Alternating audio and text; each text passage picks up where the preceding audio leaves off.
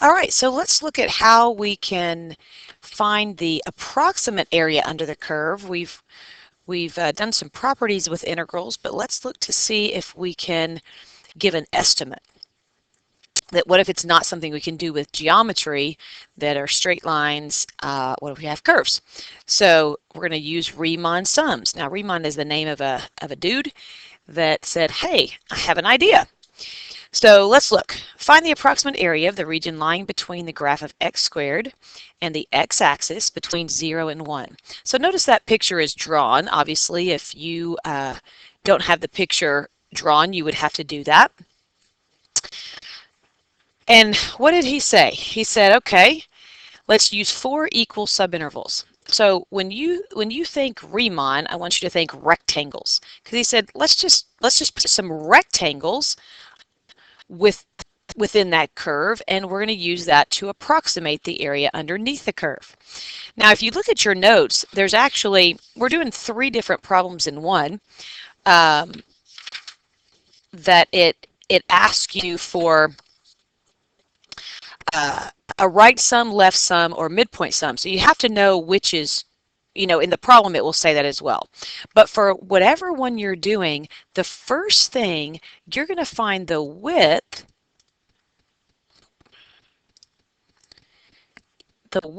of the subinterval. Now how you do that width, notice you're going between 0 and 1. So really what you're doing, as we talked yesterday, what are we really approximating? If you're trying to find the area under this curve, aren't we, I'll write it up here, we're really approximating from 0 to 1 of x squared dx. Okay, friends, a Riemann sum approximates an integral. That's what it does. So the width is going to be the difference of your bounds. So I know that you can do that 1 minus 0, but just to show you in case the numbers weren't 0. And I get a width of 1/4 or 0.25. Obviously AP nor I care if you do fractions or decimals, so that's kind of up to you as to which one you are going to do. I think I'm going to do the fraction, but I don't care because I can do that stuff. I can square it easily in my head, but you can do whatever you wish. So I'm going to break that into 4 equal subintervals. So those look somewhat equal, a little bit off there, but the drawing of this is very, very important. Now notice if it says a right-hand sum. When you're doing a right-hand sum, the right upper corner of your rectangles are on f of x. Because I'm going to start making boxes. See the rectangle starting to take shape? Okay, 1, 2, 3, 4 rectangles. But how high do you make those rectangles? Well, if you're doing a right upper sum, the right upper corner is on f of x. Sorry, it's very hard to draw on this with straight lines. So the height of the boxes, of the rectangles, notice that the right upper corner is always on f of x.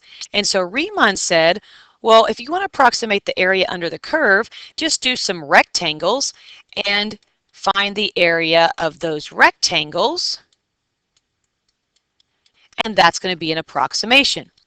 So I'm going to denote that, and I want you to get in the habit of putting 0 to 1 of x squared, because I want you to know what you are doing is approximately, okay, just get in the habit of that. I want you to write that on every problem. Now I'm going to also use kind of this notation. If you see that, telling that I'm just doing a right Riemann sum with 4 subintervals, that just kind of is a notation in my mind to help me kind of think of what I'm doing.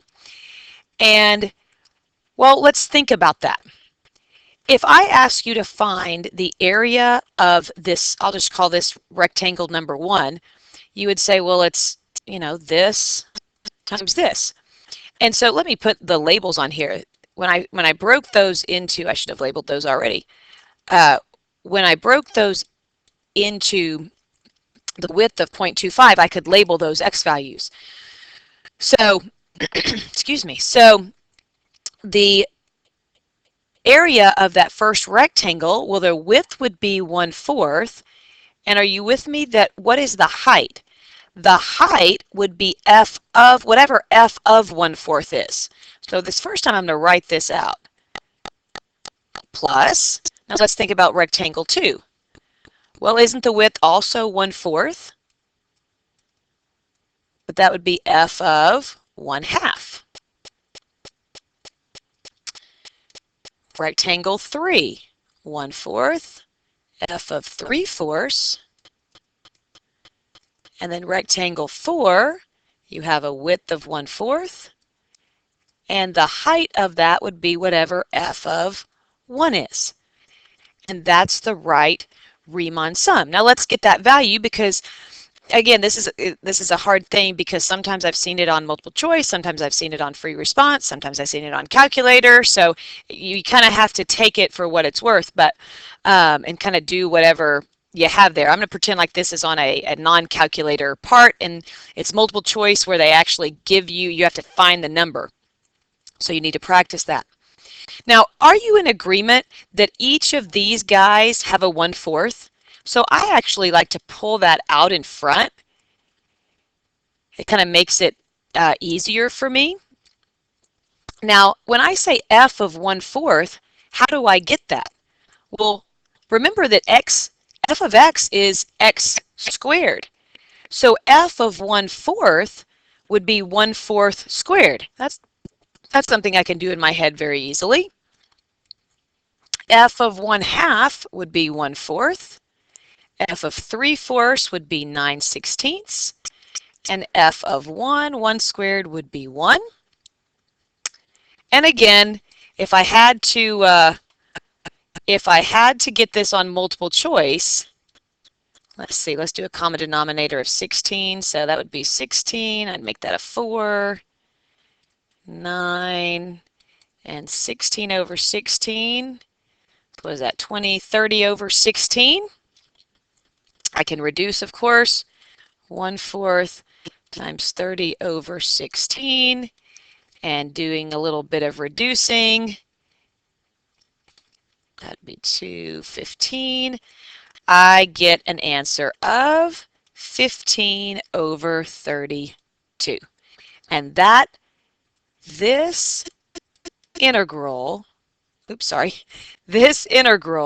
is approximately 15 over 32 if I use a right Riemann sum with 4 subintervals.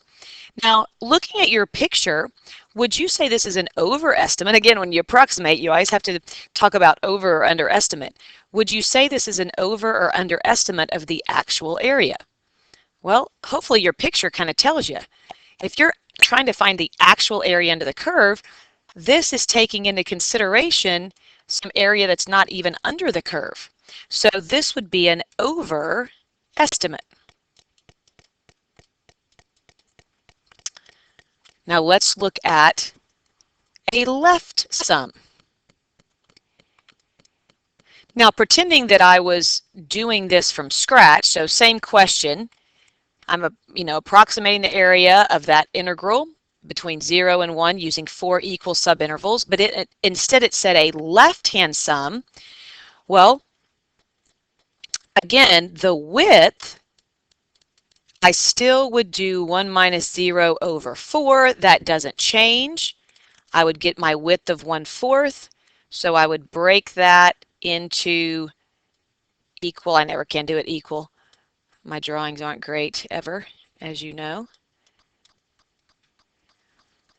Again, I kind of, it starts looking the same, like, boy, it looks exactly what we did the last time, which is true. My rectangles are starting to take shape, but this time with a left-hand sum, you can pretty much guess it. The left upper corner is on f of x. So when I start making my boxes, this first one's a little weird. Well, f of x is right here at 0. That first box is literally on the x-axis. There's really not a rectangle there.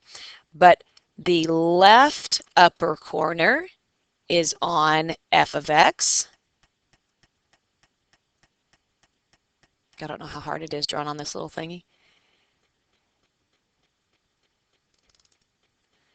And so my approximation is going to be this area plus this plus this.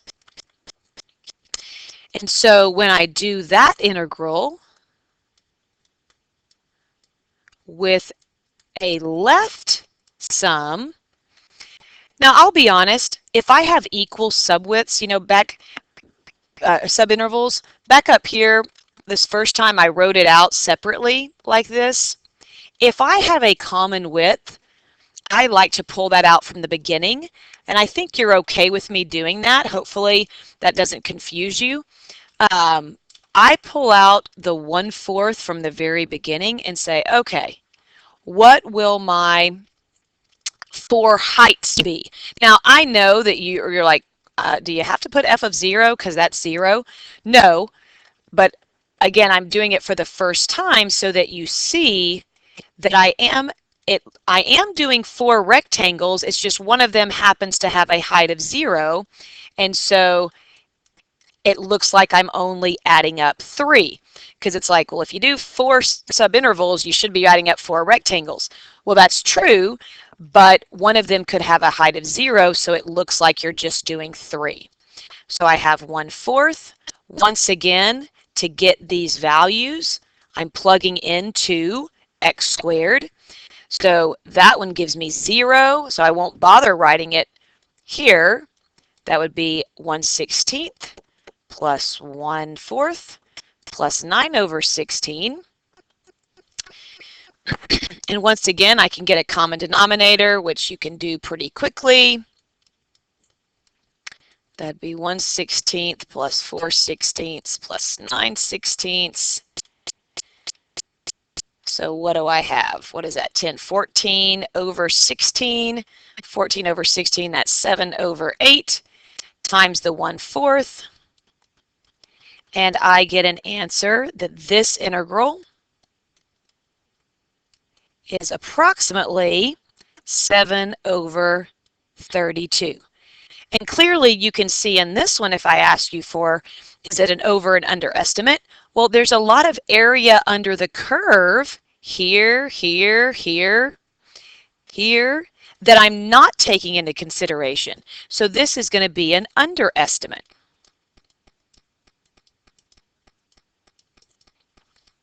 So what you have to understand is that the actual area, if I found this integral from 0 to 1 of x squared dx, it is going to fall, which is the actual area.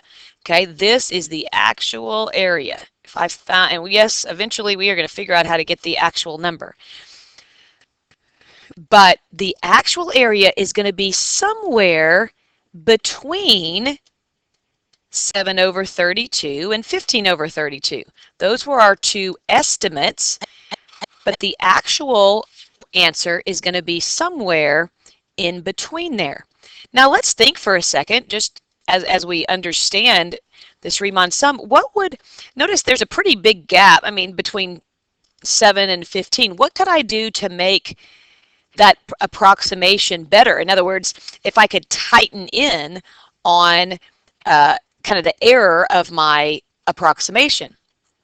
Well, hopefully you see that have more boxes, because if I change that to be like 8 subintervals, the error in my measurement would not be as much. So you obviously get a different number with a left sum or a right sum if you use a different number of subintervals. So that's why that number is a really big deal. Okay, the next two are calculator questions. Now I'm not going to sit here and type it in. I don't think I need to type in how you show you how you type in stuff, but know that these numbers are a little bit grosser, so we're going to use a calculator to get the actual answer in case it was on a calculator portion. But here we go. So same question. Approximate that integral. So you're still approximating this integral, but this time it told you to use a midpoint sum. Well, let's start it the same way we did. Would we still do the width? Yes. Difference of the bounds divided by the number of subintervals. So that would be 1/4 still. So I'm going to draw my picture and split this into 4 equal subintervals. That one looks a little big, but that's okay. Once again, you can start seeing the rectangles taking shape. But what is the height? Well, left sum the left upper corner, right sum the right upper corner. Midpoint, y'all, it is the midpoint of the x's is on, that's an S, is on f of x. So look at this drawing, okay? It's the midpoint, the height of the box, the midpoint, really just doesn't even look like it's in the middle. Let's see if I can do a little better over here. It's so little. The midpoint is on f of x. So this first box looks like this. The midpoint is on f of x. The midpoint of the x's, the height of that box looks like this. And the height of that box looks like that. So that's what a midpoint sum is, the midpoint of the x's. Now let's think for a second. Wouldn't my widths, or if I was doing the base times height of my rectangles, wouldn't that still be 1/4? Aren't the, oh, it doesn't look like it. Isn't the difference between these widths are still 1/4? So I'm going to still pull that out. But let's figure out what y values I need. What would the middle of 0 and 1/4 be? Well, in the middle of 0 and 1/4, that would be 1/8. What's right in between 1/4 and 1/2? Well, that would be 3/8. And you can look, guys, these things are equally spaced. Start counting. 1/8, 2/8, 3/8. This would be 5/8, 6/8, and 7/8. So my 4 heights would be f of 1/8 plus f of 3/8 plus f of 5/8 plus f of 7/8. And so what you have in your, again, I can do this part pretty easily because I can square these things pretty easily. I have 1/64 plus 9/64 plus 25. This one really isn't that bad without a calculator if you want to know the truth. Oh, this one didn't say calculator. Oh, well. Anyway, so never mind. Don't use your calculator on that. 49/64. I was like, I don't know why I need a calculator. 49/64. And you can add those up. It's the next one that says calculator. I got ahead of myself. So what is that? 84. 84/64. That looks right. To 74. Yep. 84/64 times 1/4. Again, little mental math. 4 goes into that 21 times. So I get that by a midpoint sum with 4 subintervals, this area is approximately 21/64. So as you can see, we're just kind of doing that dependent on what sum I am asked. So let's look at one that really, where we're not doing 3 problems in one, where it looks very similar to what it's going to look like on AP. So let's check this out. Use a left Riemann sum to approximate the area of the region bounded by 1 over x and the x-axis between 1 and 4, use 5 equal subintervals, include drawing, and this is a calculator question. Is your approximation an over and under estimate? Okay, justify your answer. Okay, so let's talk about that. Let's first get a drawing. Now this one, the drawing isn't given. Y'all, I want you to draw. If you draw these Riemann sums every time, you probably won't miss it. So learn how to do the drawing. So you have, let's draw f of x, and make your drawing big, because if you try to fit it in real small, the region bounded by 1 over x. So I'm going to do the 1 over x looks like this, and I'm going to call this 1, and I'm going to call this over here 4. So again, what are we approximating? We're approximating this. This is what we're doing. Now we're doing this with a left Riemann sum and 5 equal subintervals. Okay, so that's what I'm trying to figure out. Well, what were our steps? The first thing we did was the width. The width is the difference in the bounds over, you have a space of 3, you got to cover from 1 to 4, so you have a space of 3, and you have 5 rectangles to do it. Now in this one, I'm going to do a decimal because sometimes I do fractions, sometimes I do decimals. Again, it doesn't matter. So 3 over 5 is 0.6. So let's label these 5, 1, 2, 3, ish. So if I start at 1 and my width is 0.6, this guy would be 1.6. So I say make them big. Add another 0.6, that would be 2.2. Add another 6, that'd be 2.8. Add another 6, that'd be 3.4.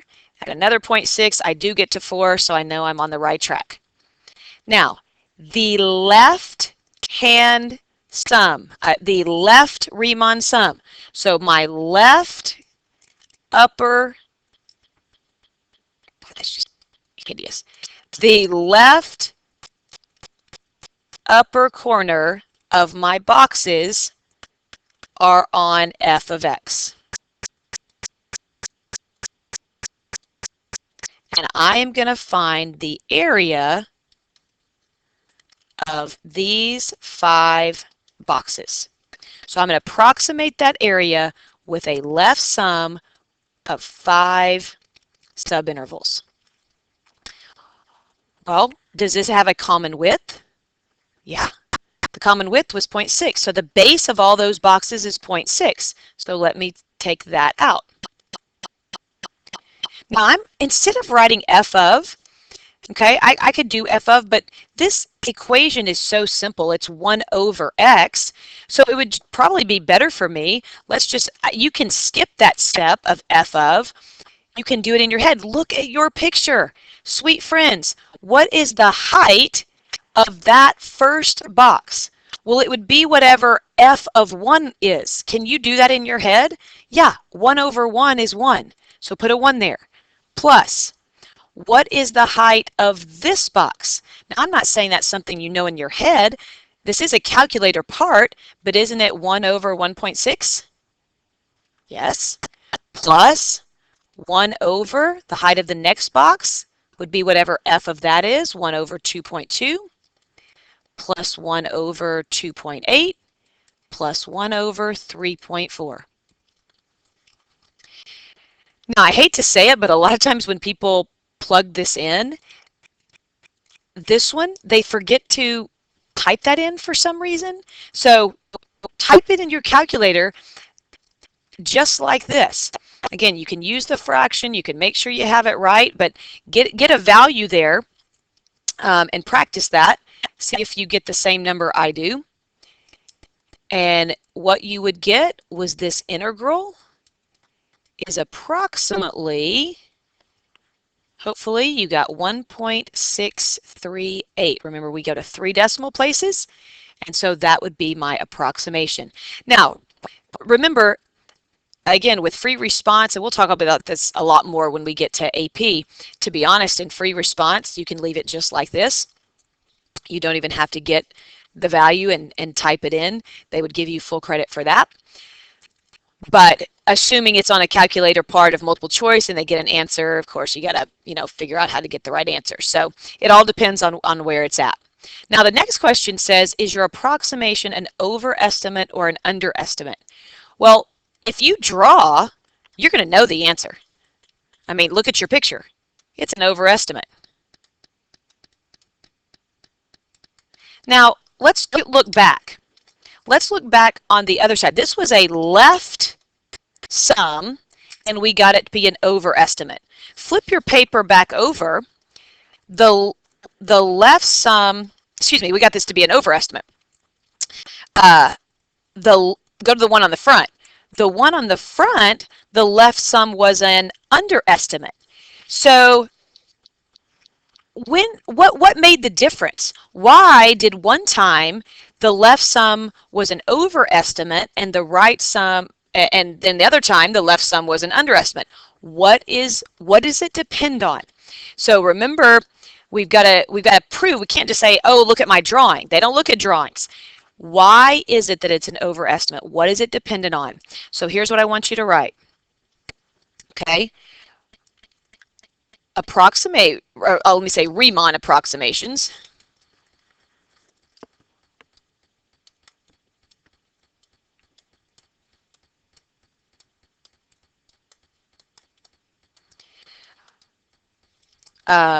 Being an over or underestimate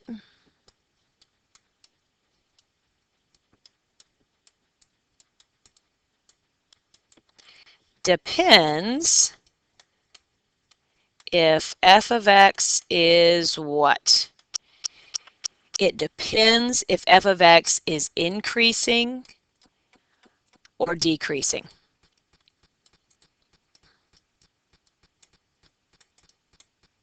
That's what it's dependent on. So remember, with a tangent line approximation, it depended on concavity. With a Riemann sum approximation, if you have to talk about if it's an over or underestimate, you say it's an overestimate since f of x is decreasing. It is based on whether f of x is increasing or decreasing. And since that's a parent function, you know what the graph looks like. You can just say it is decreasing. You don't have to show that the derivative is negative or whatever the case may be. If it's a parent function, you're supposed to know what that graph is. So it is dependent on that fact. So let me just say this in case you ever see it written. Again, a left sum and a right sum, it tells you which one to do. Those are also called upper and lower. The overestimate is called the upper sum, and the underestimate is called the lower sum.